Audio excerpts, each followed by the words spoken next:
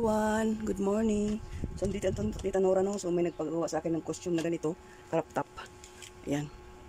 So, ibagi ko sa inyo kung paano kung gawin ng pattern. So, kahit simple siya, kailangan maganda at accurate yung pagpa-pattern mo. Tamang paggawa ng pattern para smart siyang tingnan. Kahit crop top siya, smart siyang tingnan. So, start na tayo, no? So, ang ating kailangan ay ang kanyang chest circumference, and then ang kanyang back figure, ang armhole, ang waistline. So ito naman ay crop top, so hanggang waistline siya.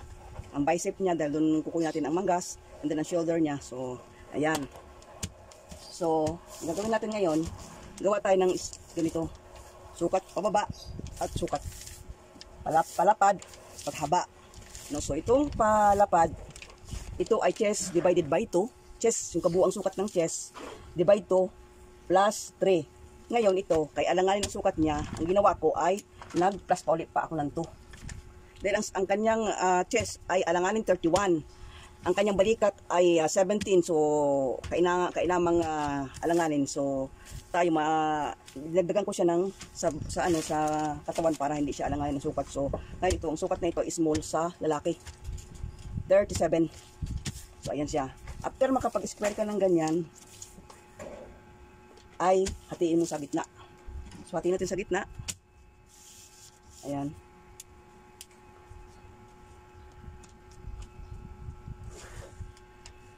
Pagkahati sa gitna, kukunin natin ang armhole depth. So armhole ng depth ay armhole depth, lalim ng kuan ng kanyang armhole, at the same time din ang chest line niya ay bust circumference. So lagi tayo sa bust circumference divided by 5 plus 3 inches. So ang kabuang sukat noon, dinivide ko yung chest na 31, tapos nagdagdag ako ng 3 inches, so 9. So 9 and a half. Ayan siya. So atin siyang guhitan.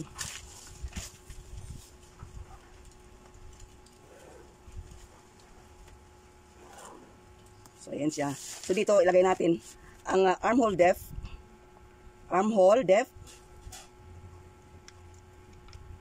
chest circumference divided by 5 plus 3 inches.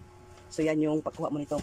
Or pwede ka mag-calculate niyan. Pwede ring kapag pang lalaki, karamihan dyan ay 10 to 11.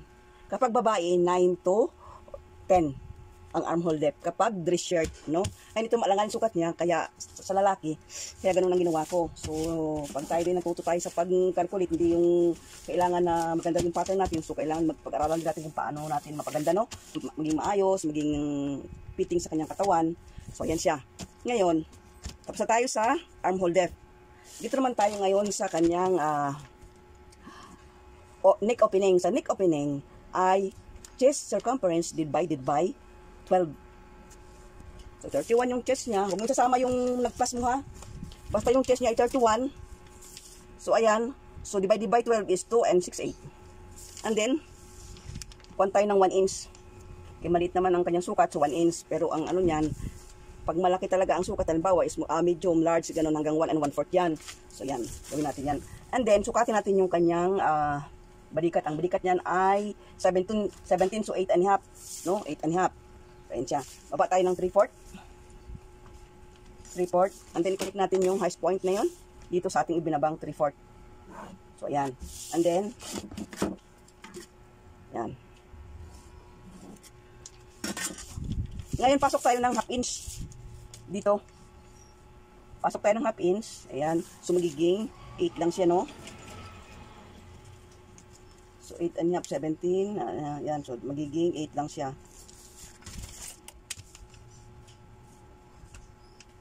Ayan. Katapos, hatiin natin. Hati. Ayan. Diyan natin tatouch yung ating pagkorte ng ating manggas. Ayan.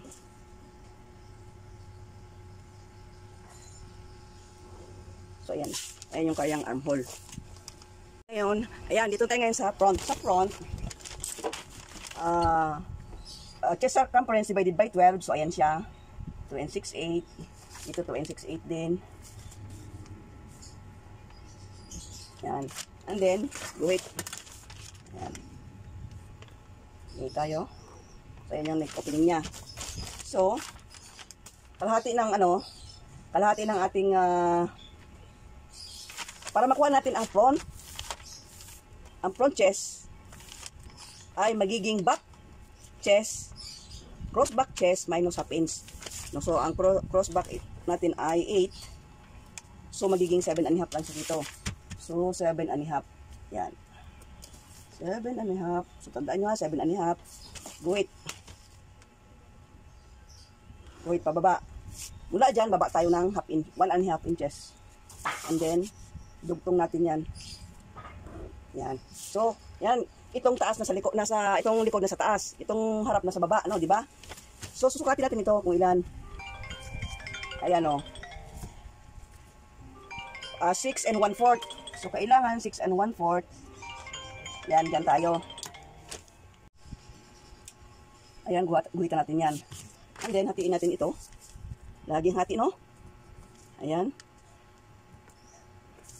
And then, doon natin touch yung ating front armhole.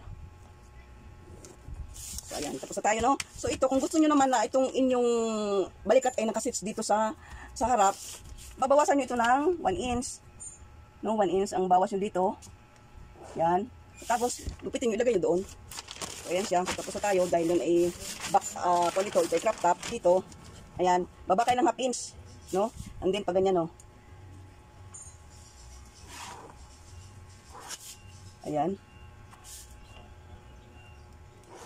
Ayan. Baba tayong half inch sa harap. No? Tapos diretso doon sa likod. Ganon. Tapos tayo, so, doon na tayo sa manggas. Sa manggas, kunin natin itong armhole ng likod. So, ang armhole ng likod ay 9. So, 9 inches. Dito naman sa harap, kunin natin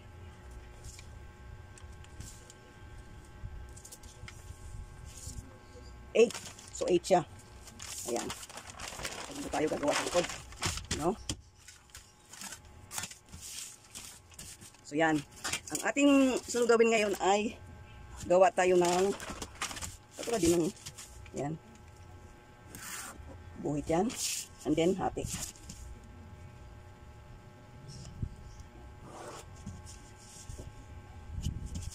So, ang length ng kanyang manggas ay 14. No? 14 siya.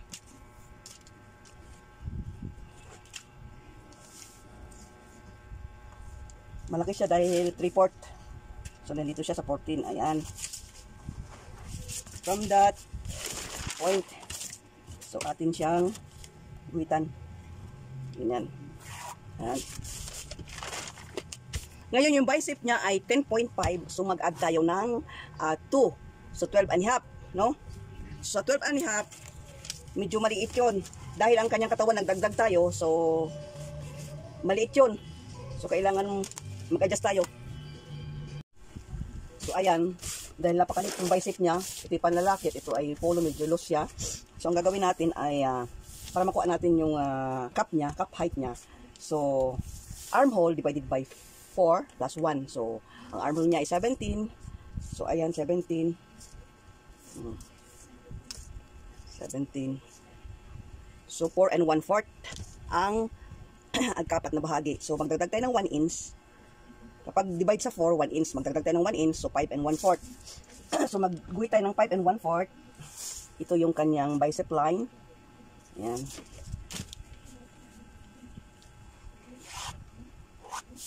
Ayan. So, yan yung cup height natin, no? Sa una muna natin, sa front muna tayo, no? Sa front, ang kanyang armhole ay 8. So, dun sa 8, para hindi siya mahirap ilagay, magbawas kayo dun sa 8, magiging 7 3/4 lang, magbawas kayo ng 1/4. Ayan. And then, guhit, no? Guhit natin, lapis ang guhit natin.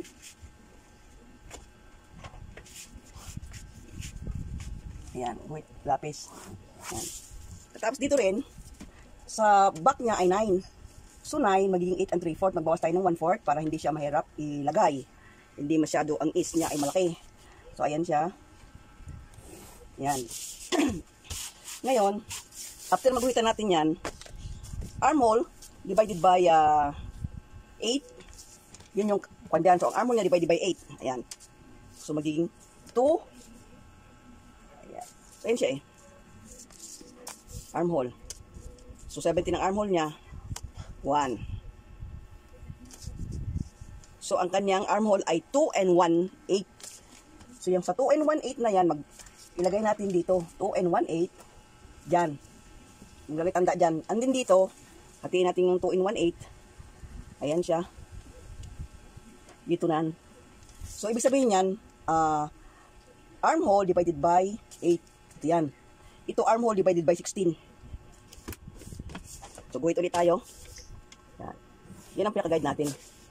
Ngayon dito, sa front, sa 2 and 1/8, mag-alis tayo ng half inch. So, 1 and 6/8 din lang matira. 1 and 6/8. 1 and 6/8 din dito. Ayan. So, guhit. Yan. So, dapat kalahati yan ha. Kalahati. Yan. Diyan natin ipapadaan yung ating curve. So, ayan siya. Kailangan ito mag-hits dyan, oh. Pag ginanyan mo siya, ayan siya. Mag-touch siya dyan. And then, pag ganyan. So, alam nyo, maganda itong na ito. Itong formula na ito. Dahil ito ay wala, hindi ka mahirap maglagay, and then hindi rin tapos siya sa armhole mo. Yan. Dapat doon, nakatas din siya doon. And then, yan. So, ayan yung kanyang, ang kanyang armhole. So, lagyan na natin ng kuwan. So, ito yung F, ito ang back. So, lagyan natin ng shape na ano para makita nyo. Yan.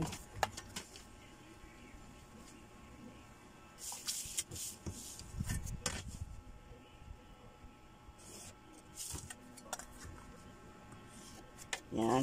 So, ayan yung armhole niya. So, ang hem niya ay 10.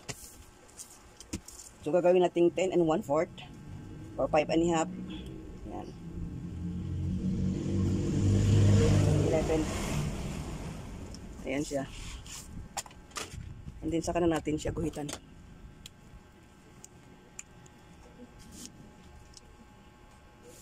Yan. Tapos, ayan. So, ayan ang manggas natin. Tingnan yung shape, no? Ang front and back. So, ito na, mag-aalaws lang tayo itong 1 inch, half inch doon. Dito, 1 and a half. So, ayan. Ngayon dito, yung manggas niya ay meron siyang design. So, bawas tayo ng 1 and a half. Yan. And then, dito din sa 1 and a half din dito sa hem niya sa shirt niya. Ayan. So, dito, sa harap, lagyan natin ng shape. So, doon, 1/4 doon ha. 1/4. Dito, yan. And then, ganyan na siya.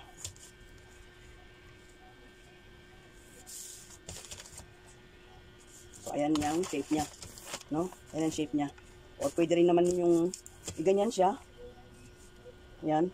Pero ayan siya yung tamang formula sa paggawa ng sang. Hanggang dito na lang. God bless everyone. Have a good day.